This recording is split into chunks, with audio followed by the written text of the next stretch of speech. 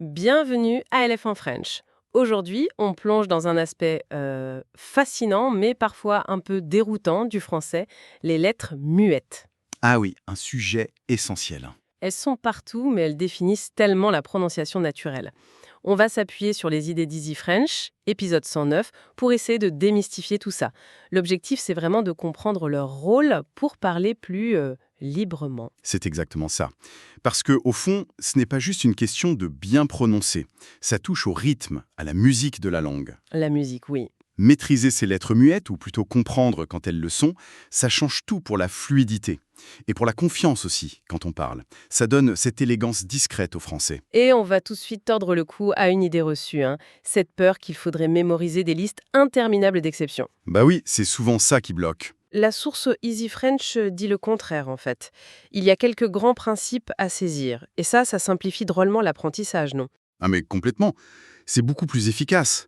Prenez le E final. La plupart du temps, il est muré. Oui, Dans maison, table, aventure. On ne l'entend pas. Maison, table, aventure. c'est vrai. Évidemment, il y a les tout petits mots comme le, ce, je. Là, il faut le prononcer pour que le mot existe, pour la syllabe. Mais sinon, la règle générale, c'est le silence. Ça clarifie déjà pas mal, effectivement. Et le S à la fin des mots. Très fréquent, avec les pluriels des noms, des adjectifs. Exactement. Et là encore, même logique. En général, muet.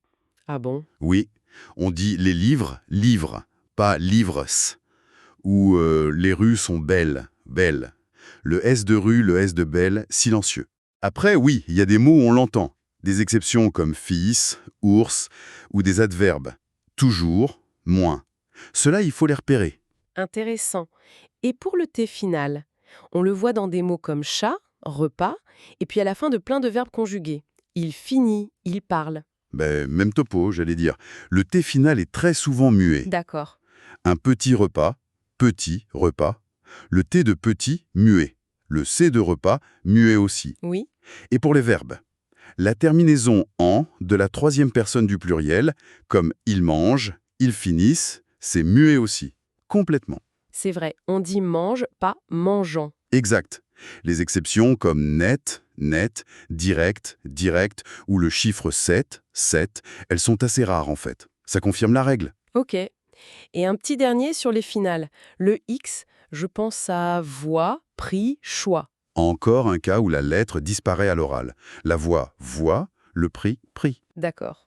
Les exceptions les plus connues, ce sont les chiffres 6 et 10 quand ils sont utilisés seuls ou en fin de groupe, 6, 10. Sinon, généralement, le X ne se prononce pas. Bon, ça couvre pas mal de finales. Reste le H. Lui, il a l'air toujours muet en français moderne, non? Heure, histoire. Oui, quasiment. Le H en début de mot, on ne le prononce jamais, mais attention, il y a une subtilité. Là, le H muet et le H aspiré. Ah oui?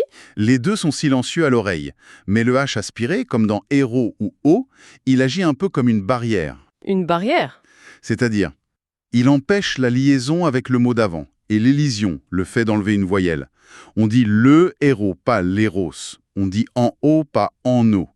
C'est un héritage de l'histoire de la langue, ça. Donc deux H silencieux, mais un qui bloque et l'autre pas. C'est noté. Ces règles sont claires, mais bon, savoir c'est une chose, appliquer c'en est une autre. Comment on fait pour que ça améliore vraiment notre façon de parler? La source parlait d'écoute active. Oui, c'est crucial. Vraiment, s'immerger dans du français parlé authentique. Regardez une série, par exemple. 10% c'était l'exemple, oui. Voilà. Et écoutez consciemment. Tiens, cette lettre finale, est-ce que je l'entends ou pas? Quand est-ce qu'elle apparaît? C'est un super exercice pour l'oreille. Et j'imagine qu'il faut oser aussi. Essayer d'imiter le rythme. Ne pas buter sur ces lettres qu'on voit écrites, mais qu'il ne faut pas dire. Peut-être même au début, décomposer un peu. Absolument. Pratiquer à voix haute. Se concentrer sur la fluidité globale, plus que sur l'articulation parfaite de chaque lettre écrite. Oui. Repérer les quelques exceptions qu'on croise souvent, comme 6 ou net, ça aide aussi à renforcer la règle générale par contraste. Le but, c'est pas tant de ne jamais faire d'erreur, mais de construire petit à petit une prononciation plus naturelle, plus fluide. Donc, pour résumer, l'idée forte, c'est que comprendre ces grandes tendances des lettres muettes, c'est bien plus rentable que de paniquer devant les exceptions. Exactement. C'est une des clés pour débloquer une parole plus fluide, plus assurée. Précisément, en intégrant ces principes, on commence à vraiment entendre et reproduire la musique du français parlé. Ça se ressent tout de suite dans l'aisance, dans le naturel de l'expression. Et pour aller un peu plus loin, peut-être une piste à explorer soi-même. Choisir 5 mots courants avec des lettres muettes. Disons tant, beaucoup, heure, comment, pas. S'enregistrer en les disant. Puis écouter un natif. Et comparer.